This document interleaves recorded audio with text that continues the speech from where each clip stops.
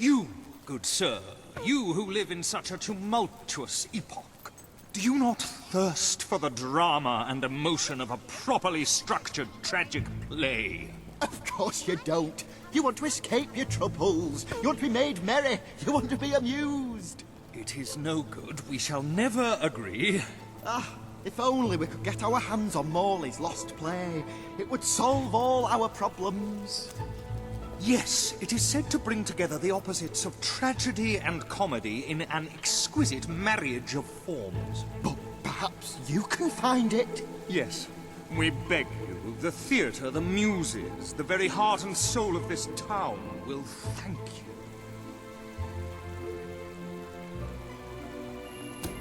Splendid, splendid! You should know we did commission an elderly detective to search the library for clues as to the play's whereabouts, but he never returned. The man's name is Ransom Locke, and he's rather closer to senility than one would like, truth be told. If you come across this gentleman, he may be able to aid you. I believe he is looking for the collected works of the playwright Philip Morley, as we speak. One can only hope they were not burned when the king closed down the academy and its library.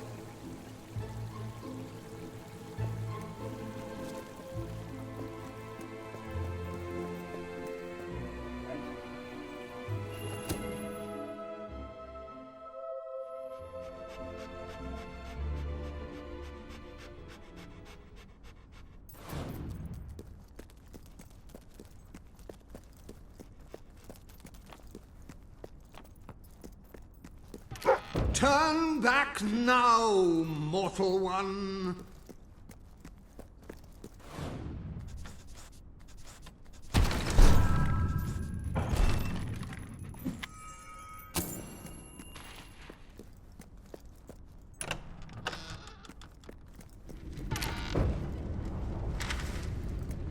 Stay away from this accursed Only death and insanity await you.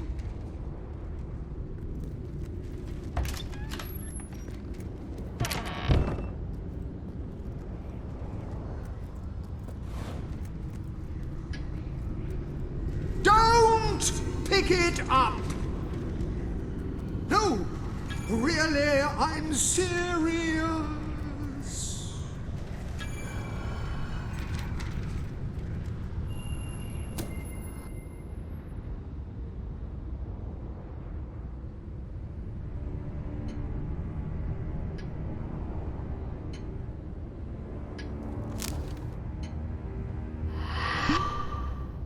You lot just can't leave well enough alone, can you? Bloody literary tourists, bane of my afterlife.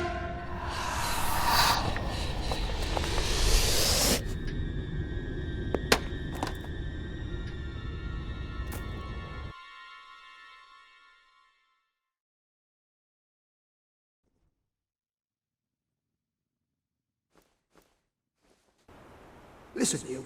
You're not getting my lost play, you hear? It's rubbish. Worse than rubbish. I mean, what was I thinking mixing tragedy and comedy? I must have been off my rocker. It would seem, my dear fellow, you have been apprehended by the ghost of Philip Morley. That makes us both his captives. I am Ransom Locke.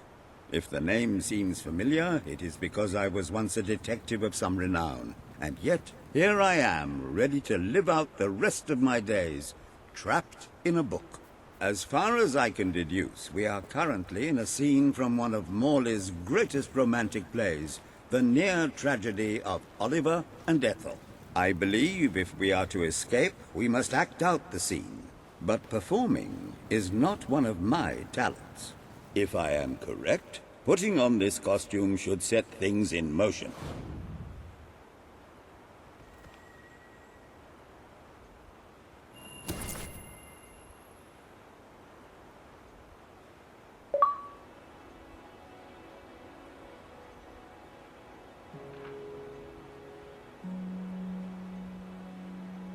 Oh, Ethel, my love, my life, my son.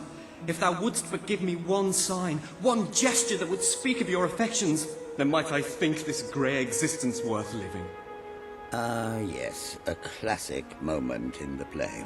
You are Ethel, the beautiful young daughter of a dung merchant. Show Oliver that you love him, and we may be able to leave this scene.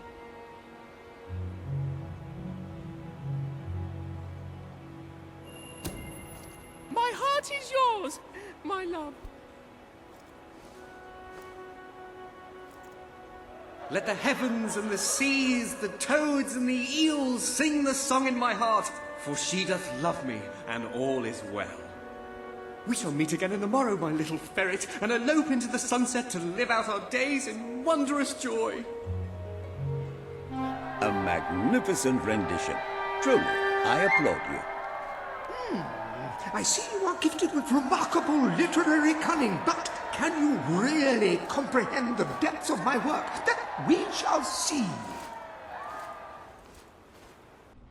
Ah, yes. This is undoubtedly a scene from one of Morley's earlier, funnier plays, Bloodbath at the Royal Court.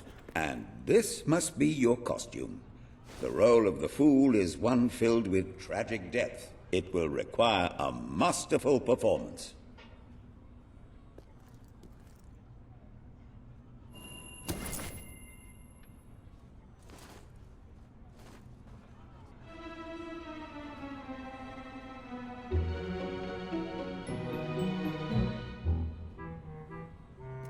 What fresh insolence is this? Out of my throne, you impertinent buffoon! Stand before your king, and do your jester's duty. 'Tis a troublesome time for this court, and my crown grows heavy. So make me laugh, or I shall have your head.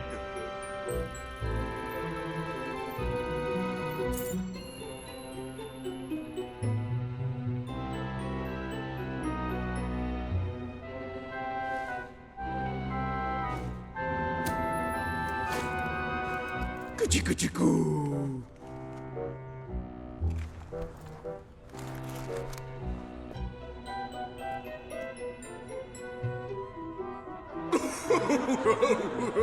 Oh, stop, it's too funny. I believe I'm in the right mood now to meet with those foreign delegates. I think I shall only behead half of them, yes. I have never seen a more convincing fool. There is hope for us yet. You handle my royal dramas as well as you handle my romances. But will your versatility extend to the more subtle domains of theatre, I wonder? Oh dear. Unless I'm mistaken, this is a scene from Morley's notoriously violent historical epic, Titus the Mutilator, Part 2. Which would mean this is the gladiatorial arena from Act 5, where Titus is finally slaughtered by savage warriors seeking revenge. A favorite scene of mine as a child, I must admit. And here is Titus's famous costume. I had some pajamas that looked just like it.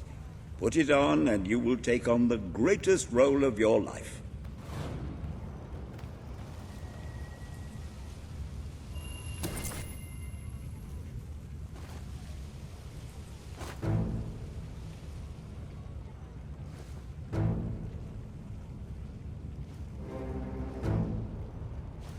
Titus, thy pox-membered body shall pay for thy monstrous villainy. My son lies dead because of you. Now shall revenge be mine, cold as your corpse and all the more flavoursome for it. Do try to make your demise convincing. You that saintly bastard. I hate people like you. Always trying to... That shot looks nasty.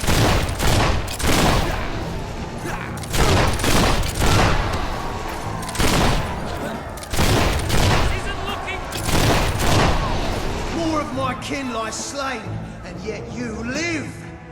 You have breathed your last sulphur-scented breath, Titus.